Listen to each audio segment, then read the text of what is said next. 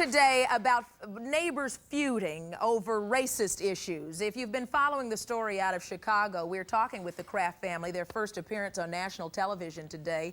They have, by court order, been told to leave their neighborhood, get out of Dodge, because you've been accused of being racist. This is an unprecedented move. I don't think we have heard about this type of case. Usually what happens, it's the person who feels victimized that usually leaves the neighborhood. This is one of a rare case where people, a family accused of being racist, have to leave themselves. You say this has certainly changed your life. Where are you going to go? Have you decided yet? No, not yet. You haven't decided? We don't know where we're going to move. Not yet. We're still trying to figure out the legality of what they're doing. I'd appreciate some help from anybody that can give us any advice.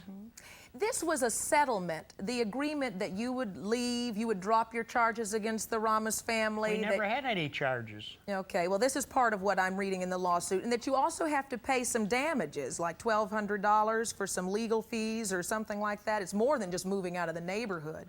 The Ramoses claim that it was more than slurs and epithets, that it was also criminal trespassing, damage to property, acts of assault, threats against testifying, the suit alleges.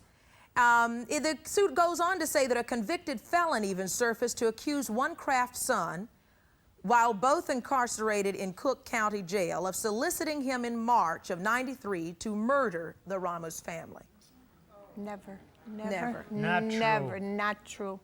This is giving you, I mean, I could imagine living in a home for 20 years, what that means. What kind of impact has this story had on that city?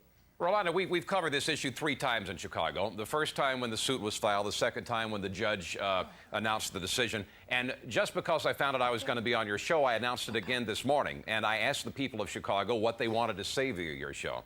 And the sentiment of most of the people of Chicago, almost, I would say 95%, I'm sorry, runs against the Krafts. They don't believe what the Krafts are saying. They do believe what the Ramos family is saying.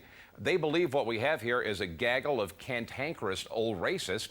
The city will be best served when they finally follow the court order and go ahead and get out of the neighborhood. Now, these are blacks, whites, Hispanics, all across the board. My radio audience runs the gamut, for age-wise, demographic-wise, race, creed, and color, everybody.